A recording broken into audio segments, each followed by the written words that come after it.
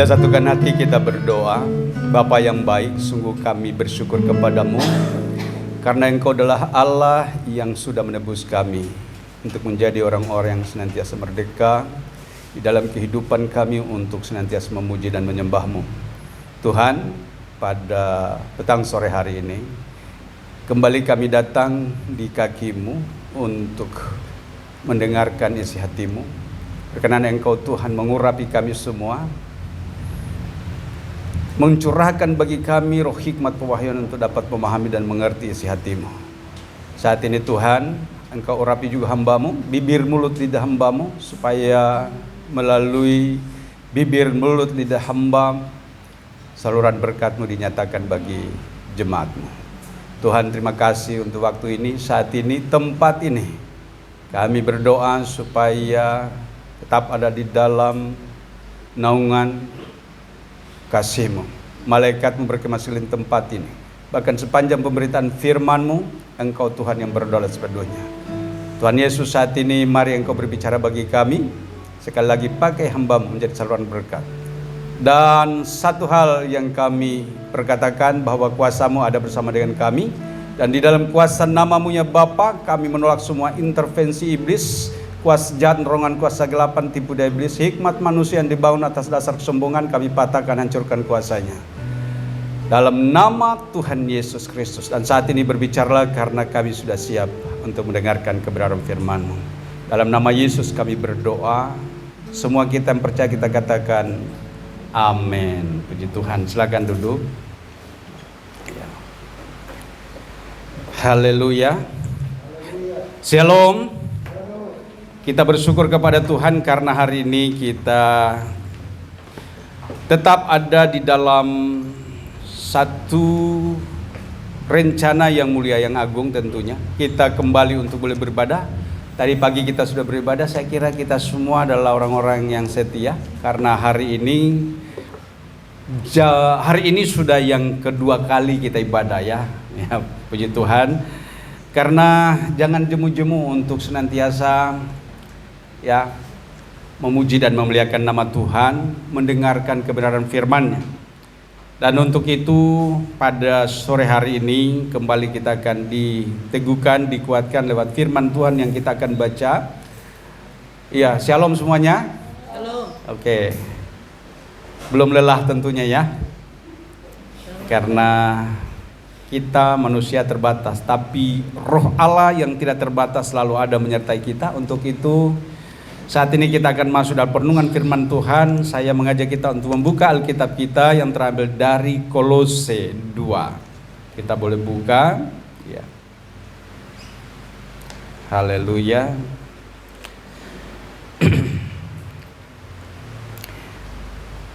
Kita membuka dari Kolose 2 ayatnya yang ke-6 sampai dengan ayatnya yang ke-15.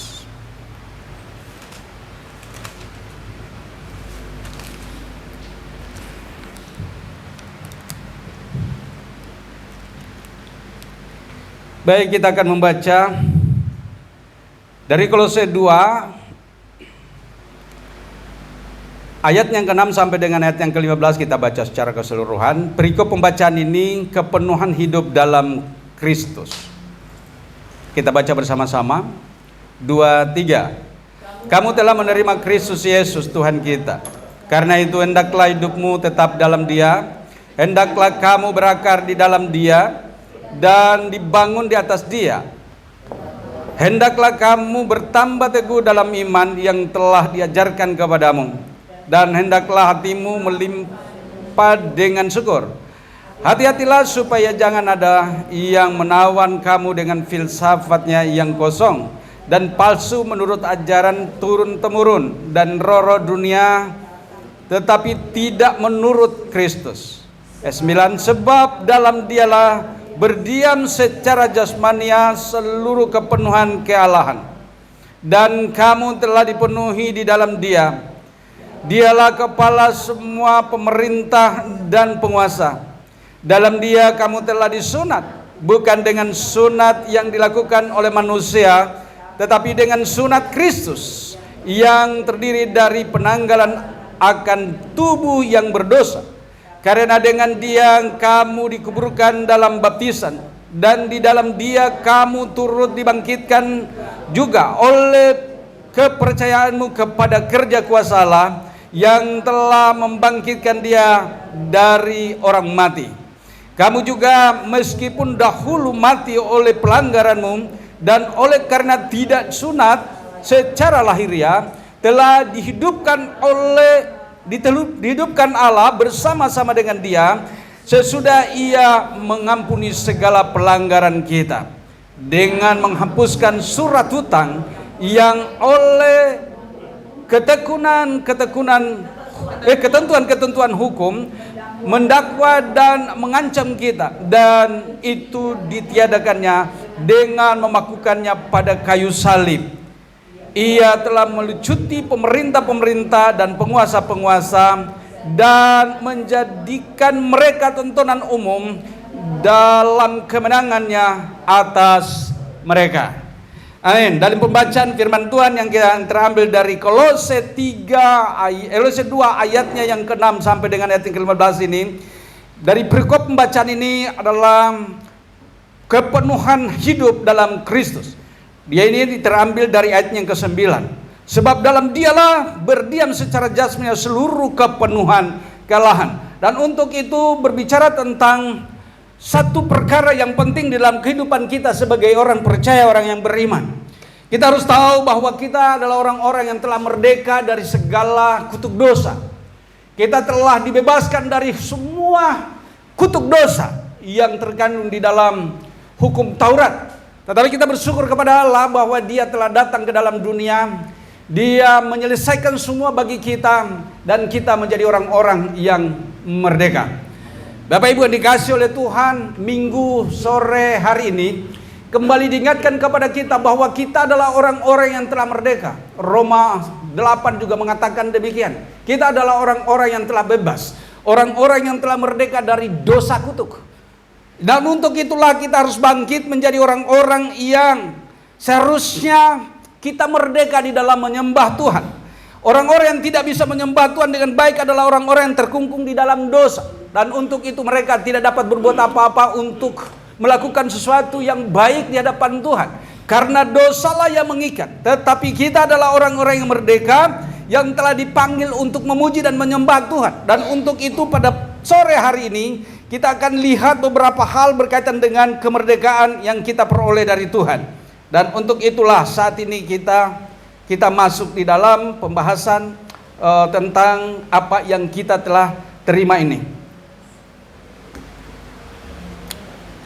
Saya akan bukakan beberapa hal berkaitan dengan, ada 5 hal dalam hal ini yang perlu kita tahu, bahwa kemerdekaan yang Tuhan berikan kepada kita adalah sesuatu hal yang begitu begitu berharga. Dan untuk itu kita lihat di ayatnya yang ke-6 dikatakan, kamu telah menerima Kristus Yesus Tuhan kita, karena itu hendaklah hidupmu tetap di dalam Dia. Hendaklah kamu berakar di dalam Dia dan dibangun di atas Dia. Hendaklah kamu bertambah teguh dalam iman yang telah diajarkan kepadamu, dan hendaklah hatimu melimpah dengan syukur. Berbicara tentang hal kepenuhan Kristus dalam kehidupan kita, ada 5 hal yang penting kita perhatikan di sini. Yang pertama dikatakan bahwa kita harus dibangun di dalam Kristus. Di ayatnya yang ke-6 dikatakan, hendaklah itu hidupmu tetap di dalam Dia. Artinya ketetapan hati kita kepada satu keyakinan kita bahwa Yesus telah mati bagi kita. Yesus telah disalibkan. Yesus telah menyelesaikan semua dosa di dalam dunia ini. Dia mau supaya kita berpegang teguh kepada satu perjanjian, bahwa jika kita percaya saja kepada Dia, bahwa semua dosa, semua pelanggaran kita sudah selesai di kayu salib. Namun banyak orang yang tidak memperhatikan dengan baik tentang perkara ini. Nah, oleh katakan tetap di dalam Dia. Artinya jangan bergeser daripada keyakinanmu, percaya kepada Dia sebagai Allah yang telah menyelesaikan bagi kita, dia datang ke dalam dunia menjadi manusia dan dia menyelesaikan semua hukum kutuk, semua aturan-aturan yang disebut dengan adat istiadat. Karena Taurat itu bukan hanya firman saja, tetapi di sana ada tertulis aturan-aturan yang dikenal di dalam orang-orang Yahudi, bahwa di sana ada peraturan-peraturan yang sebenarnya itu bukan firman. Nah, itu makanya dikatakan di dalam Efesus 2 ayat yang ke-15 bahwa dengan matinya sebagai manusia, dikatakan bahwa di sana sudah selesai. Tetapi kenapa kita tidak pernah bebas dari kutuk ini? Kenapa? Karena semua apa yang telah diselesaikan oleh Tuhan di kayu salib bagi kita, itu masih melekat pada kita, yaitu di tubuh daging kita. Semua kehendak, perasaan, keinginan daging kita itu bersumber dari semua yang ada di sekeliling kita. Jika kita mengerti bahwa kita adalah umat yang telah ditebus oleh Tuhan, yang ditebus dengan darahnya yang mahal, maka kita harusnya menghargai darah Kristus. Nah, oleh sebab itu kita harusnya takut akan dosa. Banyak orang yang tidak dapat lepas dari semuanya itu karena keinginan dagingnya yang menguasai dirinya, maka dia tidak bisa didiami oleh Roh Kudus dalam dirinya. Sehingga akhirnya semua kegiatan, semua perbuatannya pada hakikatnya terikat dengan hukum kutuk, yaitu dosa. Nah, oleh sebab itu kita harus selesai dengan semuanya itu. Bukankah di sini dikatakan bahwa kita adalah orang-orang yang dimerdekakan? Ya, di dalam ayat yang ke-7 bahwa kita sebenarnya sudah selesai. Kita sudah merdeka. Namun kebanyakan orang masih terikat dengan yang disebut dengan kutuk. Kenapa? Karena tubuh daging kita. Ada perjanjian dengan semuanya itu. Tetapi jika kita mampu untuk mematikan semua dosa kutuk, mematikan semua keinginan-keinginannya, maka kita adalah orang-orang yang beralih dari manusia duniawi kepada manusia rohani, di mana hukum kemerdekaan ini terjadi dalam kita, sehingga hidup kita bukan lagi tempat kediaman dari segala sarang dosa, tetapi hidup kita, hati kita sudah menjadi hidup yang dipenuhi oleh Roh Kudus. Paulus mengatakan di dalam 1 Korintus 3 ayatnya yang ke-16, dikatakan di sana bahwa kita adalah bait Allah, di mana Roh Kudus berdiam. Nah, oleh sebab itu, dengan demikian kita seharusnya mampu untuk mematikan semua keinginan-keinginan daging yang juga Paulus katakan di dalam suratnya kepada jemaat Kolose. Kalau kita buka, kita balik sedikit ini di Kolose 3 ayatnya yang ke-5, di sana dikatakan, matikan segala sesuatu yang duniawi dalam dirimu, yaitu percabulan, hawa nafsu, nafsu jahat, kenajisan, dan keserakahan. 5 hal di sana. Matikan semuanya itu, karena itu adalah hal yang akan mencelakakan kamu. Kamu tidak akan bisa menghampiri Allah dengan semua keinginan-keinginan yang demikian. Apa itu 5 hal yang dikatakan dalam Kolose 3? Yaitu percabulan. Manusia identik dengan semuanya itu. Manusia memiliki hal-hal yang seperti itu secara naluri, bahwa manusia memiliki hal-hal seperti itu. Makanya orang-orang yang tidak berdosa, orang-orang yang berdosa yang tidak bertobat, mereka adalah orang yang menghalalkan segala cara yang sifatnya duniawi, yang membuat dia tidak berdaya dan dia akan terkungkung dengan dosa, sehingga akhirnya dia tidak dapat membawa dirinya untuk lebih dekat kepada Allah, karena dia lebih dekat kepada segala sesuatu yang ada di dalam dunia ini. Kesehariannya, semua keinginannya, semua kemauannya, semua pekerjaannya adalah keduniawian. Nah, oleh sebab itu dikatakan, dia tegaskan, matikan semua itu di dalam dirimu, karena itu akan membawa kita kepada kebinasaan. Itulah yang disebut dengan berhala. Coba ada salah seorang bukakan dan bacakan dari Kolose 3. Ya, sebenarnya saya sudah dapat di sini ya. Atau saya bukakan aja, saya baca. Kolose 3 ayat yang ke-5. Manusia baru. Karena itu matikanlah dalam dirimu segala sesuatu yang duniawi, yaitu percabulan, kenajisan, hawa nafsu, nafsu jahat, dan juga keserakahan yang sama dengan penyembahan berhala. Semuanya itu mendatangkan murka Allah atas orang-orang durhaka. Bapak Ibu dikasih oleh Tuhan, dalam hal inilah kita tidak menyadari bahwa keseharian kita, semua kegiatan kita, semua yang kita lakukan, semua keinginan kita adalah hal-hal yang bertentangan dengan kehendak Allah. Bukankah kita adalah orang yang telah ditebus, yang seharusnya didiami oleh Roh Kudus? Ada amin? Jika demikian, semua perbuatan kita harusnya secara sadar bahwa kita adalah orang yang telah berubah dari manusia lama kepada manusia yang baru, adalah sesuatu hal yang kita harus kerjakan berkaitan dengan semua keinginan Tuhan. Dalam 1 Petrus 1 ayatnya yang ke-9, ayat yang ke-8 di sana. Coba kita buka 1 Petrus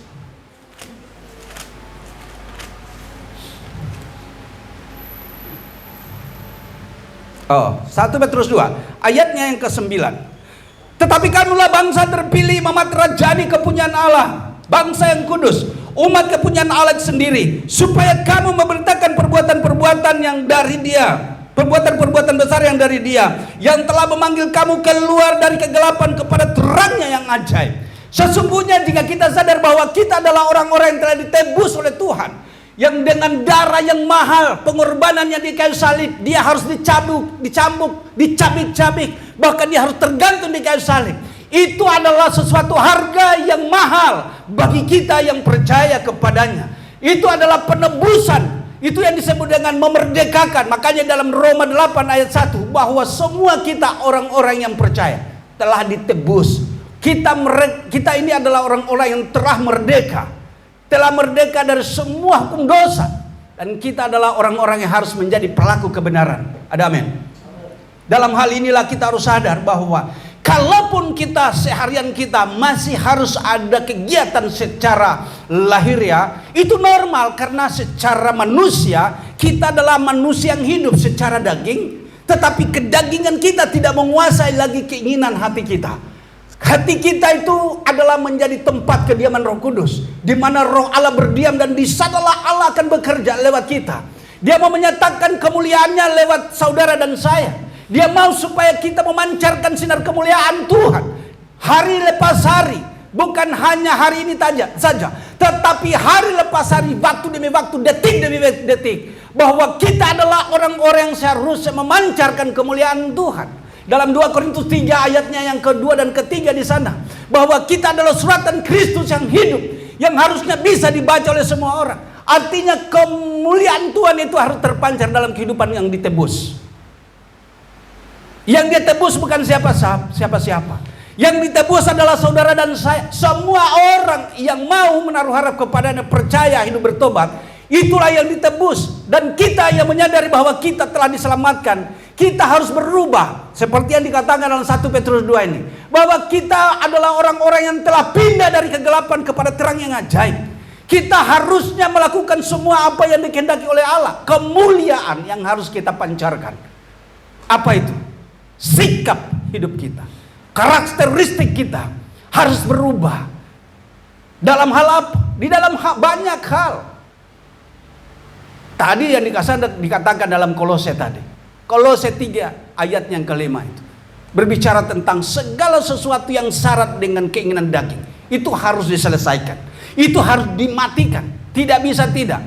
Karena itulah yang menjadi penghambat bagi kita. Bapak Ibu dikasih oleh Tuhan, dalam hal ini kita kembali kepada Kolose 2. Dalam pembacaan kita dikatakan di sana bahwa kita adalah orang-orang yang seharusnya menyadari kita telah ditebus oleh Tuhan, dan semua sikap dan kelakuan kita harusnya berubah supaya kita menjadi pelaku kebenaran firman Tuhan. Nah, oleh sebab itu Bapak Ibu dikasih oleh Tuhan, dalam Kolose 2 ayatnya yang ke-7 di sini, hendaklah kamu berakar di dalam Dia dan dibangun di atas Dia. Hendaklah kamu bertambah teguh di dalam iman yang telah diajarkan kepadamu, dan hendaklah hatimu melimpah dengan syukur. Ada 5 hal di sini dikatakan bahwa kita harus dibangun di dalam Kristus. Satu perkara yang perlu kita tahu bahwa harusnya hidup kita ini harus dibangun, hidup di dalam kebenaran firman Tuhan. Firman Tuhanlah yang memerdekakan saudara dan saya. Dan firman Tuhan itulah yang akan terus menyertai, mengiring, memampukan untuk kita dapat memahami pikiran Allah, memampukan untuk kita dapat mengerjakan nilai-nilai kebenaran. Nah, banyak orang yang tahu dan banyak orang yang mengaku percaya tapi tidak berdaya oleh karena keinginan daging. Nah, oleh sebab itu kita harus yakinkan kepada diri kita masing-masing bahwa kita adalah orang-orang yang telah ditebus, harganya mahal. Nah, oleh sebab itu yang pertama dikatakan bahwa kita harus dibangun di dalam Dia. Yang kedua dikatakan kita harus berakar. Apa arti kata berakar? Sesuatu hal yang dibangun itu ibarat rumah. Ibarat rumah harus dibangun, maka dia harus buat fondasi dulu. Ibarat tumbuhan yang harus tumbuh, dia harus memiliki akar terlebih dahulu. Tidak ada tumbuh dulu baru berakar, enggak ada. Dia harus memiliki akar yang teguh, yang akan menopang pohon yang akan naik. Apabila pohon naik semakin besar, maka akarnya juga harus semakin kuat. Apabila akarnya tidak kuat, maka dia akan menjadi maka akan tumbang. Karena kenapa? Karena dia tidak mampu untuk menopang pohon yang naik dengan dahan yang semakin besar. Mari silakan, mari masuk. Ya, ya, sama. Mari.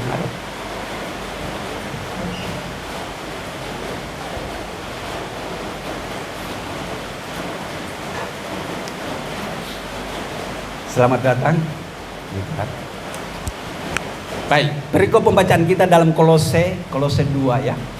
Ya, berbicara tentang kepenuhan Kristus, ya, kepenuhan di dalam Kristus. Kepenuhan hidup dalam Kristus. Baik, saya akan lanjutkan bahwa harusnya lah kita harus menyadari bahwa sesuatu yang disebut dengan keimanan itu harus dibangun di atas dasar kebenaran firman Tuhan. Orang yang percaya kepada Tuhan tanpa pemahaman yang benar terhadap firman Tuhan, dia akan rapuh. Tidak bisa untuk membangun dirinya. Dia tidak akan mampu untuk membangun imannya dengan baik tanpa pemahaman firman Tuhan. Bagaimana caranya untuk memahami firman dengan baik? Hanya satu caranya, bertobat sungguh-sungguh. Nggak ada jalan lain. Di dalam pertobatan itulah yang dimana Tuhan bahwa Dia akan bekerja di dalam diri kita. Makanya kehidupan kita yang sudah hidup di dalam keyakinan penuh percaya kepada Yesus bahwa Dia adalah Tuhan dan Juru Selamat kita. Di situ akan dibangun sesuatu hal yang paling indah, paling mulia, paling luar biasa, paling indah. Kenapa? Karena semua dari ciptaan Tuhan yang ada ini, ukuran kemuliaan Tuhan tidak dipandang dari ciptaan yang lain. Kecuali umatnya itu pun yang bertobat. Yang tidak bertobat itu malah menghancurkan nama Tuhan. Apalagi kalau dia mengaku-ngaku nama Tuhan, ya, mengaku percaya bahwa Tuhan itu juru selamat. Tetapi perbuatannya tidak menunjukkan nilai pertobatan, maka dia adalah orang yang mempermalukan Tuhan. Di dalam hal inilah sebenarnya kita harus menunjukkan sebagai orang yang telah merdeka, disebut sebagai orang yang dipenuhi oleh Roh Kudus. Dari ayat 9-nya itu dikatakan demikian. Saya bacakan kembali di ayat 9-nya. Di ayat 9 dikatakan, sebab dalam Dialah berdiam secara jasmania seluruh kepenuhan kealahan. Bapak Ibu dikasih oleh Tuhan, apa yang dimaksud dengan berdiam secara jasmania? Bahwa kita adalah manusia. Pada hakikatnya kita tahu bahwa adalah ciptaan Tuhan, bahwa kita adalah manusia. Kelihatan sama. Coba perhatikan, orang yang berdosa dengan orang yang bertobat duduk bersama. Perhatikan dengan baik. Hampir tidak kelihatan perbedaannya. Untuk dapat membedakannya, kita akan melihat dari karakternya dia, kesehariannya, kehidupannya. Bahwa orang yang bertobat dengan orang yang tidak bertobat pasti berbeda. Nah, oleh sebab itu orang yang sudah mengenal Tuhan dengan baik, maka semua perbuatannya akan memancarkan kemuliaan Tuhan. 2 Korintus 3 ayat yang kedua kembali saya sebutkan. Coba kita buka dalam 2 Korintus 3. Ini sering kali saya sampaikan tentang hal ini. 2 Korintus 3 ayat yang kedua dan ketiga berbicara tentang suratan Kristus. Manusia yang telah bertobat harusnya berubah hidupnya. Dia telah berubah hidupnya. dari karakter yang lama menjadi karakter yang baru, hidup seturut kehendak Allah. Ada yang belum bacakannya? Kita tolong. 2 Korintus 3, 2 Korintus 2 ayat yang ketiga. Ya. Dan 2 Korintus 3 ayat yang kedua, demikian firman Tuhan. Kamu adalah surat pujian kami yang Amen. tertulis dalam hati kami, Ya. dan yang dikenal dan dapat dibaca oleh semua orang. Ya. Lanjut. Karena telah ternyata bahwa kamu adalah surat Kristus yang ditulis oleh pelayanan kami, ditulis bukan dengan tinta, tetapi dengan roh dari Allah yang hidup, bukan pada logo batu, melainkan pada logo daging, yaitu di dalam hati. Amin. Firman itu telah berpindah dari logos tertulis menjadi hidup. Hidupnya tidak lagi di Alkitab ini. Alkitab ini mati. Alkitab ini benda mati. Logos. Ini sesuatu hal yang harus dipelajari. Tetapi hidupnya firman yang tertulis ini harus hidup di dalam hati saudara dan saya. Amin. Disitulah sebenarnya perubahan sikap oleh firman yang telah kita makan setiap hari. Firman yang kita baca setiap hari, renungkan dengan baik, bahwa itu adalah baik bagi kita jika kita menyediakan hidup kita untuk menjadi tempat di mana firman itu berdaulat. Tadi saya sudah sebutkan 1 Korintus 3 ayat yang ke-16, bahwa hidup kita menjadi bait Roh Kudus. Tadi dikatakan bahwa manusia yang telah ditebus oleh Tuhan telah pindah dari kegelapan pada terang yang ajaib. Dalam 1 Petrus 2 ayat yang ke-9, bahwa kitalah orang-orang yang telah dipindahkan dari kegelapan kepada terang yang ajaib. Maksudnya supaya kalau waktu kita telah pindah dari kegelapan kepada terang yang ajaib, adalah supaya kita menerangi dunia ini. Ada amin. Supaya kita menerangi dunia ini. Terpancarnya firman yang hidup itu ada di dalam hidup saudara dan saya. Nah, oleh sebab itu kita keluar dari tempat ini, buktikan bahwa kita adalah orang yang percaya kepada Tuhan. Jangan kita mengaku percaya tapi sikap hidup kita tidak mencerminkan tentang orang yang telah diubah oleh firman.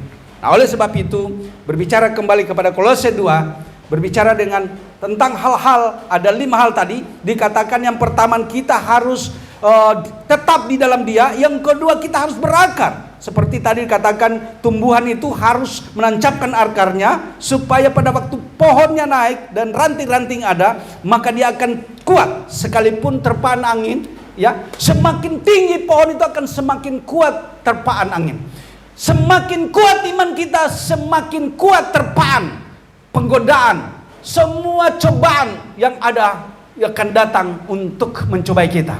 Tetapi kita akan teruji. Kenapa? Karena kita adalah orang-orang yang telah pindah dari kegelapan menjadi manusia di mana Roh Kudus diam. Di dalam kita lah akan bertumbuh semua hal-hal yang sifatnya keilahian. Karena di sini bicara tentang kepenuhan di Kristus, kepenuhan kealahan, kepenuhan Kristus. Di dalam kita lah akan terpancar. Jadi semua firman yang kita baca itu tidak akan kita lihat, oh ya pohon ini terjadi seperti ini. Kondisi ciptaan yang lain itu akan terjadi seperti ini. Binatang tidak, tetapi manusia yang telah diubahkan oleh firman itu, akan disitulah terpancarnya bahwa oh ya firman itu hidup. Hidupnya di mana? Di dalam hidup kita. Makanya tadi katakan, kita akan menjadi suratan Kristus yang bisa dibaca oleh semua orang. Nah, itulah kemuliaan Tuhan. Kemuliaan Tuhan itu ada di dalam diri saudara dan saya, bukan dari ciptaan yang lain. Ya, tidak ada di ciptaan yang lain, itu hanya merupakan sesuatu hal bukti bahwa Dia menyediakan bagi kita. Tetapi hidup kita harus memancarkan kemuliaan Tuhan. Dalam Kejadian 1 ayat 26 dikatakan di sana, Allah berkata demikian, bahwa marilah kita menciptakan manusia menurut rupa dan gambar kita. Itulah berharganya kita di mata Tuhan. Yesaya 43 ayat yang keempat, bahwa kita adalah orang yang begitu berharga di matanya. Makanya Dia menggantikan kita, Dia menebus kita dengan manusia. Siapa yang datang menebus kita? Manusia Yesus. Nah, oleh sebab itu kita ini berharga di mata Tuhan. Kenapa? Karena dari kita lah terpancar kemuliaan Tuhan itu sendiri. Bapak Ibu yang dikasihi oleh Tuhan, dalam hal ini yang ketiga dikatakan masih di ayat ke-7, selain dari kita berakar di dalam Dia, ya di atas Dia, hendaklah juga kamu bertambah teguh Orang yang semakin berakar, ya, semakin menancapkan akarnya, orang yang semakin cinta dan rindu akan Tuhan, merindukan firman Tuhan, merindukan persekutuan, merindukan ibadah seperti ini, merindukan komunitas-komunitas yang ada di dalam Kristus, dia akan semakin kuat akarnya, imannya akan semakin teguh, dan dia akan menjadi saksi. Kita akan menjadi saksi bagi dunia ini. Dunia akan melihat bahwa kita adalah orang-orang yang berbeda. Ada amin? Kita adalah orang-orang yang berbeda.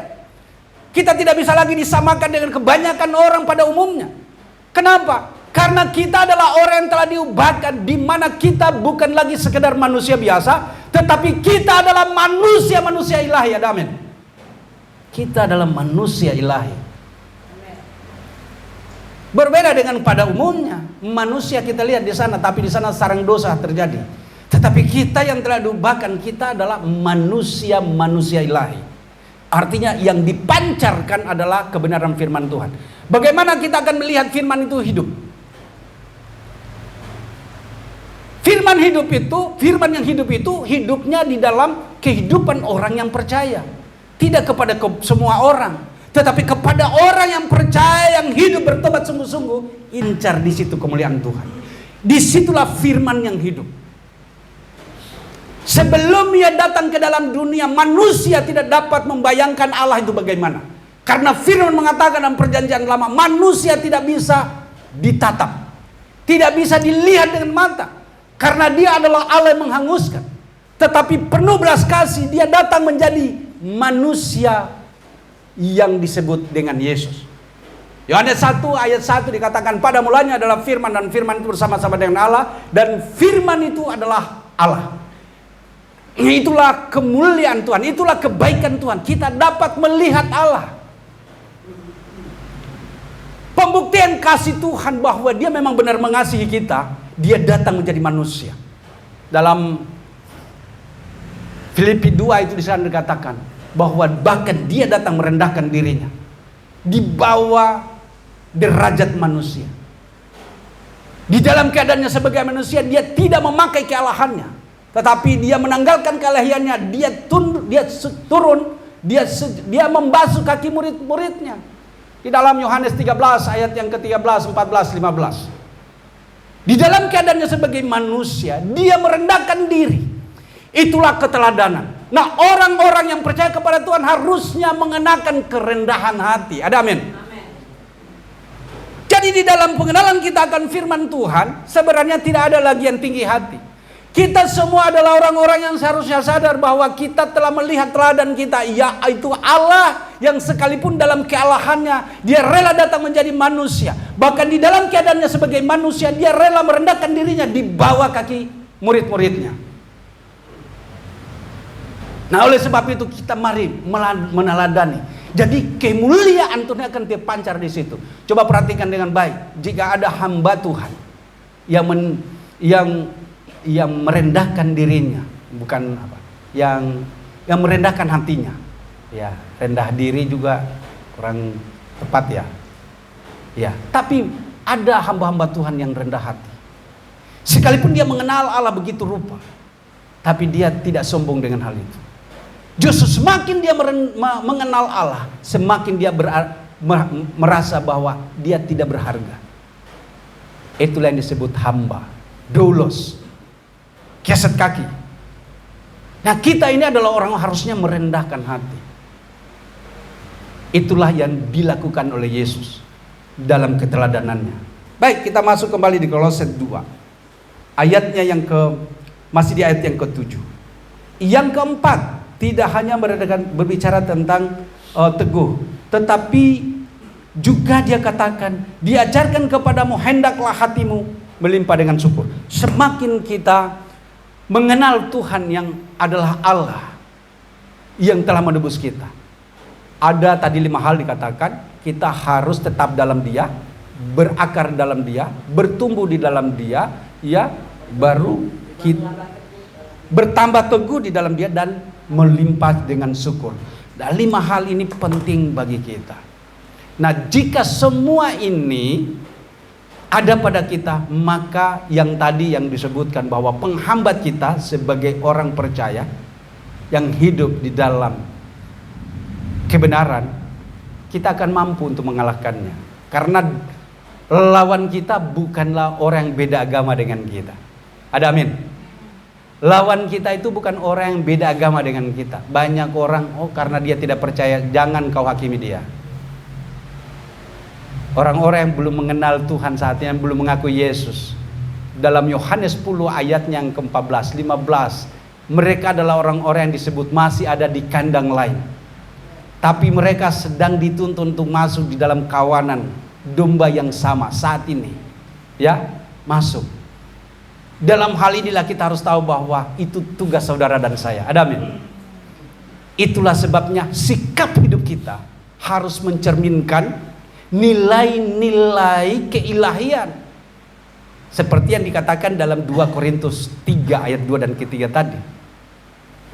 Nilai-nilai inilah yang akan membuktikan bahwa kita beda. Di dalam memberitakan firman juga jangan kita berpikir bahwa harus menghafal firman Tuhan sebanyak mungkin. Enggak perlu kau hafal. Tapi hidupi firman itu dalam hidupmu. Ada amin. Maka engkau akan mengalami perubahan dalam hidupmu. Kenapa? Karena ada ayat mengatakan, hidupku bukannya aku lagi, melainkan Kristus yang ada di dalam aku. Itu sepadan dengan tadi 2 Korintus 3. Itu ya, melainkan Kristus yang hidup dalam aku, dalam 1 Petrus. Dan dikatakan di dalam 2 Korintus 3 tadi itu, Paulus mengatakan bahwa firman itu, dan kemudian Petrus juga mengatakan bahwa kitalah ini yang telah pindah dari kegelapan kepada terang. Untuk melakukan apa? Perkara-perkara yang besar, yang ajaib. Inilah yang harusnya kita perhatikan. Kenapa sih kita tidak bisa berubah? Kenapa? Karena kita syarat dengan keinginan. Keinginan itulah yang membuat kita, yang manipulasi, yang menghancurkan kita, yang membawa kita kepada kehancuran. Seharusnya kita semakin hari semakin dekat dengan Tuhan, semakin mengerti dan memahami kehendak Tuhan. Ini luar biasa sebenarnya. Baik Bapak Ibu dikasih oleh Tuhan. Lihat, sibuk dengan semuanya ini yang kita baca. Saya akan masuk lebih jauh ke bawah, ya. Di ayat yang ke-8 dikatakan, hati-hatilah supaya jangan ada yang menawan kamu dengan filsafatnya yang kosong dan palsu, menurut ajaran turun-temurun dari roh-roh dunia, tetapi tidak menurut Kristus. Bapak Ibu dikasih oleh Tuhan, dunia ini, ya, dunia ini berusaha supaya semua kegiatan kita itu masuk kepada, ya, kepada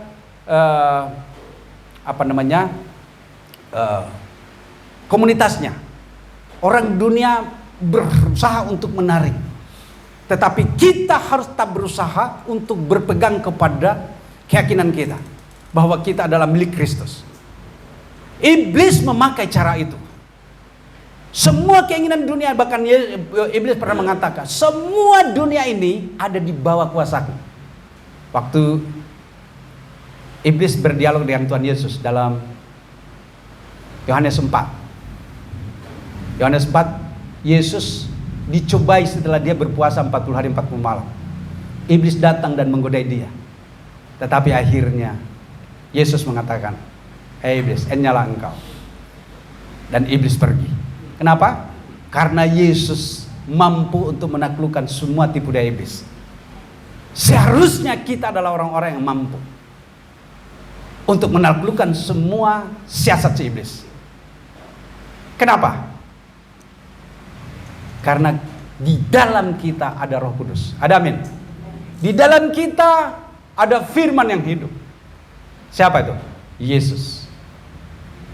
Dia datang dalam bentuk sesuatu hal yang tidak dapat dilihat di mata jasmani, tetapi kita lihat dengan mata rohani. Dia ada dalam kita. Nah, inilah yang sebenarnya banyak yang terjadi. Ayat yang ke-8 ini berbicara banyak orang tak berdaya untuk melawan semua tawaran dunia ini. Nah, oleh sebab itu di ayat 9 dikatakan, sebab dalam dialah berdiam secara jasmani seluruh kepenuhan kalahan. Bapak Ibu, Allah yang adalah roh, tapi dia datang ke dalam dunia di dalam daging. yaitu Yesus. Di dalam hal itulah kita tahu ternyata setelah Yesus selesai melakukan semuanya itu, dia berkata begini di dalam Yohanes 16 ayat yang ke-7. Adalah lebih berguna jika aku pergi, sebab jika aku tidak pergi, penolong itu tidak akan datang kepadamu. Tapi jika aku pergi, maka aku akan mengutus dia kepadamu untuk menginsafkan kau dari dunia ini. Ya, kita buka, sorry. Atau ada yang membacakannya? Kita tolong.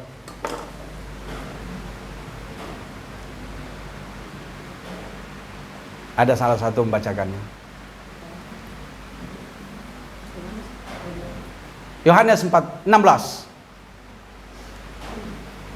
Yohanes 16 Ayatnya yang ke-7. Yohanes 16 ayat yang ke-7, demikian firman Tuhan. Namun benar yang kukatakan ini kepadamu, adalah lebih berguna bagi kamu jika aku pergi. Sebab jikalau aku tidak pergi, penghibur itu tidak akan datang kepadamu. Tetapi jikalau aku pergi, aku akan mengutus dia kepadamu.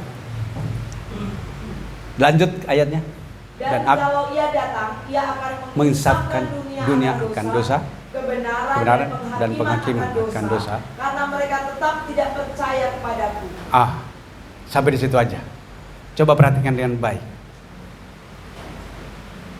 Roh itu ada pada saudara dan saya, yang memampukan kita untuk memahami, yang datang menggoda kita, yang datang menghampiri kita, apakah itu dari Allah atau tidak. Kalau tawaran itu, kalau kita dalam Tuhan, tawaran yang ditawarkan oleh dunia ini, kita tahu bahwa itu hal-hal yang akan menjatuhkan kita. Nah, oleh sebab itu kita harus berjaga-jaga. Selanjutnya saya akan bacakan lebih lanjut dari ayat yang ke-10. Di ayat yang ke-10, dan kamu telah dipenuhi di dalam dia, dialah kepala semua pemerintah dan penguasa. Ayat 11. Dalam dialah kamu telah disunat, bukan dengan sunat yang dilakukan oleh manusia, tetapi dengan sunat Kristus yang terdiri dari penanggalan akan tubuh yang berdosa. Tadi saya sudah sampaikan. Kalau kita buka satu lembar dari Alkitab ini, dikatakan dalam Kolose 3 ayat yang ke-5, dikatakan, matikan segala sesuatu yang duniawi dalam dirimu, yaitu percabulan, nafsu-nafsu jahat, keserakahan, dan kenajisan yang sama dengan penyembahan berhala. Itulah cara iblis untuk melumpuhkan orang-orang percaya. Kadang-kadang dengan seperti ini, karena itu sudah lengkap. Hawa nafsu, nafsu jahat, keserakahan, ya, kenajisan. Itulah orang-orang dunia, itulah yang dilakukan oleh orang-orang dunia. Makanya berbicara tentang sunat, di sini dikatakan engkau telah disunat, bukan dengan sunat lahiriah, tetapi dengan sunat rohani, yaitu penanggalan tubuh dosa. Jadi orang percaya kepada Tuhan harus berani untuk berkata tidak kepada dosa dan ya kepada firman Tuhan. Ada amin. Kadang-kadang kita tidak mampu untuk melewati semuanya itu.